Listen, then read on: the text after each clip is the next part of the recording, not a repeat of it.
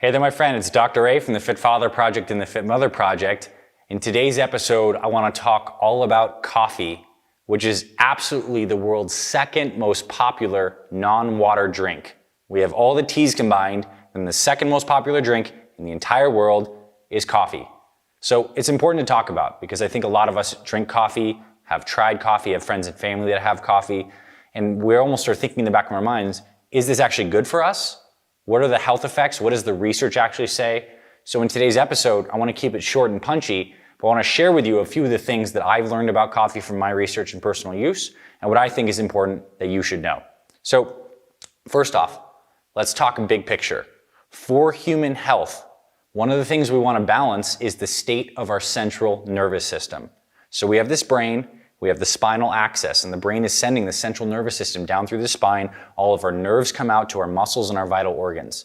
And this nervous system has, you can kind of say, two main modes. It has the activated mode, the sympathetic mode, where it's like really like ready, engaged, fired up. It's kind of the feeling we get after we take stimulants and coffee. And then we have this rest and digest mode where the nervous system is pared down.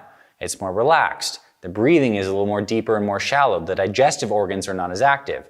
Sympathetic and parasympathetic are the two branches. Now, what stimulants do like coffee is they increase the sympathetic branch. So we need to make sure that if we're having coffee, we're balancing good sleep, good rest, good recovery, and not too much, because coffee can upset our health balance if we're not getting enough recovery because it's jacking us up a little bit in the sympathetic branch. Now, how caffeine actually works is once it gets broken down and our bodies take it up, one of the things it does is it gets into the brain and it blocks the binding of something called adenosine to these A1 receptors in our brain. Adenosine is a breakdown of ATP. So when our cells are doing all their different metabolic activities, they use ATP as a cellular currency. When ATP is breaking down, adenosine, as a byproduct of that ATP breakdown, is binding to our brains and it makes us tired. Caffeine blocks that. So it's basically giving us this blocked sense of, the tiredness that we might have when adenosine is binding. So what this does is gives us energy and alertness. At the same time, as caffeine is kind of going through our bloodstream, it makes its way to our kidneys and our adrenal glands, and it leads to an increase in cortisol. In fact, when they do a study of people who are just drinking some kind of caffeine versus not, the placebo group, the person that just drank caffeine has more than a double cortisol response in comparison to placebo. So cortisol rises. This actually starts to increase our blood pressure, our heart rate, and also cortisol helps the conversion of noradrenaline into adrenaline, the active form. So epinephrine, adrenaline, same thing, right? This is going to help increase, basically our feeling of arousal, of stimulation, and it also increases our heart rate. So we feel like this buzz, this energy in the body. This is what caffeine is doing. So again, all those things by themselves are not bad. In fact, before exercise, sometime in the morning, people are really used to getting that kind of boost in the kick and hormones that caffeine does. It's the reason it's the second most popular drink in the world, non-water drink, besides tea. Because tea also has caffeine too, right? Both these things. We figure out this affects the physiology. Now, because of this increase in sympathetic activity, coffee and caffeine can increase your metabolism by up to 10%. So you're burning 10% more calories. So maybe that's an extra 200 calories per day, 200 to 300, right? That's very good. You stack that up over time, these things can help you get leaner and lose some more fat. What caffeine and coffee actually does, because the two are different, and I want to get into that in just a second, why caffeine, which coffee contains, but the coffee bean itself has a lot of other amazing compounds, it also increases our fat burning. Our bodies really release a lot of these fatty acids when we have caffeine circulating in the system. So it can be a good thing. Before exercise, you take some caffeine. There are acute benefits to your fatigue tolerance, so you have a little more energy once you've done that. So a lot of people who work out in the morning, they get up, they rehydrate with water, and I'll talk about that in just a second, at least 16 to 24 ounces of good water, then they have their coffee, so still on an empty stomach besides the water and the coffee, work out and have breakfast afterwards. If you're a morning workout person, that is a brilliant way to set things up. It's great for your metabolism. It's really good to train in an empty stomach for a lot of different reasons. It's just easier. Very good potential setup for you. Now, coffee is something we have early in the morning, most of us. Morning, and then maybe another bit later in the afternoon. It's important not to take it too late, as we know, because caffeine has a varied half-life, but it can be in your system up to 10 plus hours, right? So if you're constantly drinking coffee every single day, it's going to be in your system all the time, and it can definitely impact sleep. So the dose is what makes the poison here. Short term, Coffee is engaging our nervous system, increasing the fat burning, preventing us from feeling tired and working in the brain in that way, but also can really shift our bodies into too much of that dominance. So we got to really pay attention to that, especially if we're stressed in our lives. If we have a lot of stress and we're always in the sympathetic tone, throwing more caffeine and coffee on top of that is going to almost like break the system, and it really will affect our health. But in the morning, the first thing you do before you get any caffeine is you rehydrate with water. 16 to up to 32 ounces of high quality water. And if you want to throw some minerals in there too, from some trace mineral drops or a little pink Himalayan sea salt, which has over 83 different trace minerals in it, something to get a little salt, little trace minerals into that water is going to be very good for your health. You do that first because your body needs water first thing in the morning. And then what coffee essentially is a water concoction from the ground coffee bean. I want to talk about the different types of coffee because there's two general categories that people think about. They talk about light roasts and dark roasts. And it turns out they both have many different benefits. The darker roast is a longer process to make a dark roast than a light roast. So let's talk about the light roast first. Light roasts, in addition to having comparable amounts of caffeine to the dark roast, have something called high amounts of some chlorogenic acid. This is a very powerful health compound that actually gives coffee a lot of its health benefits. Because coffee has these antioxidants, this chlorogenic acid, that actually is anti-inflammatory, helps decrease inflammation in the gut lining, has antioxidant properties so it can protect DNA. And this is why there is some research linking certain kinds of coffees to protection against cancer. And there's also a link that people who drink coffee have an association with a longer lifespan by around 2 years. Not saying it's necessarily causative, but it is a good source of chlorogenic acid, which is helpful for our bodies. That is in the light roast. As we process that coffee more and get into a dark roast, which has a little more of a bolder, punchier flavor, the caffeine content stays relatively the same, although there may be a little more caffeine in the light roast. But what happens is that chlorogenic acid breaks down, and there are two different compounds, and I want to make sure I pull them up here and get these right for you, that are in the dark roast that give it unique benefits. The first benefit is the chlorogenic acid breaks down into phenylenedianes. Phenylenedianes. Don't expect you to remember that. I don't even remember this, just kind of looking it up here for this. But what I think is cool is that the darker roast and the phenylenedianes actually decreases some stomach acid. So if you're a person who struggles with the really acidic nature of coffee and hurts your stomach, or you feel like you produce too much acid, a darker roast may be better for you because of these phenylenedianes are a little different than the chlorogenic acid.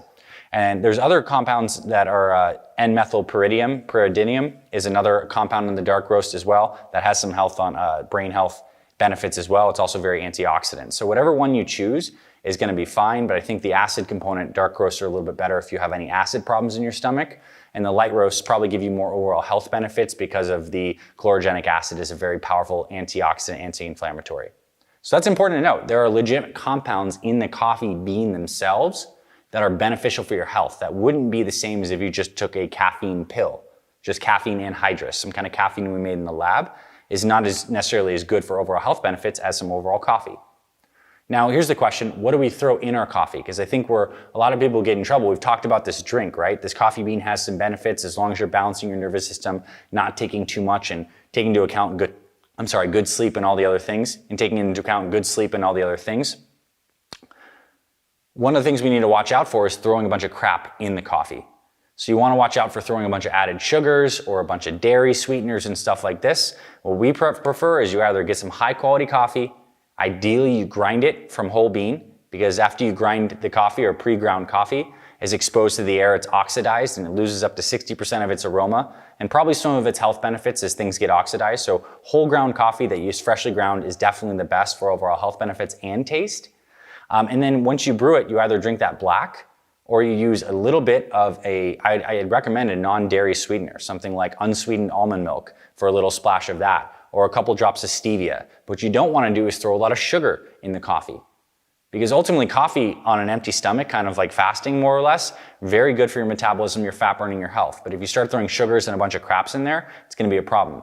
And I will tell you this, as you begin to clean up your life and eat healthier foods, your palate that might have been really accustomed to super sweet stuff will start to change and improve.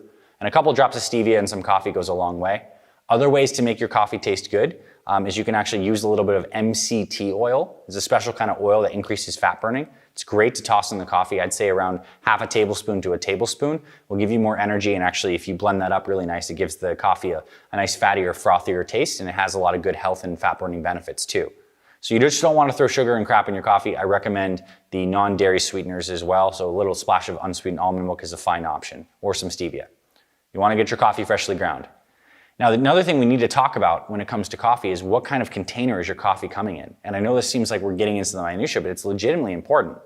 Because if I think back to, let's just say like the 80s, a lot of people were in offices and you'd have a office coffee station and you had styrofoam cups, right? Styrofoam cup for your cup of coffee. Well, it turns out that it is absolutely terrible for you. There is a compound in styrofoam called styrene that is carcinogenic, meaning it causes cancer. And it takes 500 years to break down and degrade. And we know that styrene is absolutely terrible, and we also know that it leaches out of styrofoam cups. And we have a problem obviously with styrofoam. We also have a problem with plastic too. Plastic does very similar things. Plastics have these things called xenoestrogens in them. These are compounds, chemical compounds made in plastics that mimic estrogen in our bodies. So for men, this is not good. It binds to the estrogen receptor and can lead to a whole host of problems. For women, it disrupts your natural estrogen signaling inside your body and can cause a lot of problems. There was a big push around 10, 15 years ago to look at heated water bottles that people were leaving in cars, and you're drinking this estrogen-laden water, and there's a lot of incidents of breast cancer for women. Prostate cancer for men. Estrogen is linked to all these hormone-sensitive cancers in men and women. So we definitely don't want to get estrogens in our coffee. That means you don't want to be putting your coffee, your hot coffee, in a plastic beverage. So like the K-cups, for example, the Keurig cups, those little cups that we see in those little coffee machines, not a great thing for a lot of reasons. They're made of plastic, and although Keurig does make it out of BPA-free plastic, there are all sorts of different plastics. I don't care if it's BPA or not. There's tons of different plastics that have xenoestrogens. You don't want to mix heat plus plastic and put that in your body. That goes for men and women, especially if you have young kids. You don't want to be microwaving stuff in plastic or putting lots of hot stuff in plastic. Use glass. Use stainless steel. Use something else, but make sure you're not using plastic and hot stuff with your coffee, because then every day you're getting your daily dose of morning estrogen. It's not exactly what you want, whether you're a woman or a man. So, in summary, coffee does have health benefits. It has fat burning benefits. It has exercise fatigue reducing benefits, but it needs to be balanced. If you're really using coffee to prop yourself up, then you probably need to make sure you're sleeping and recovering a little bit better to make sure that healthy coffee is healthy for you. Because if you're not sleeping well and you're overly stressed and you're throwing coffee on top, that will, I say, net decrease the quality of your health. So it could be good to take a tolerance break or get off that. But once you are healthy, you have a good balanced nervous system, having a couple occasional cups of coffee, one in the morning, one in the afternoon, totally fine. As long as it's not impacting your sleep. You want to have freshly ground coffee, light or dark roast, your preference to taste. Both have health benefits. And you also want to make sure that you're not getting this coffee in plastic and you're not throwing sugar and crap in your coffee. If you follow those rules, coffee can be great for you. It can increase your health benefits. And if you're a person who does not like coffee, you can drink tea, you can drink water. It's not necessary, but it would be remiss to say that coffee doesn't have noticeable health benefits. So hope you found this informative. A lot of specifics, but remember, get your higher quality coffee. One that I'm actually really enjoying right now is shout out to Laird Superfoods. This is Laird Hamilton's brand. He's got a really great coffee that I'm enjoying right now with my family. And I don't drink coffee all the time. I kind of cycle on and off of it. So right now I have had some coffee before doing this. That's probably why I'm rambling so much. But anyways, thank you for being here, my friend. I hope you enjoyed this episode. I'll catch you in future episodes. We'll talk more about the stuff you need to know to stay healthy for yourself and your family. I'm Dr. A, signing off. FitFatherProject.com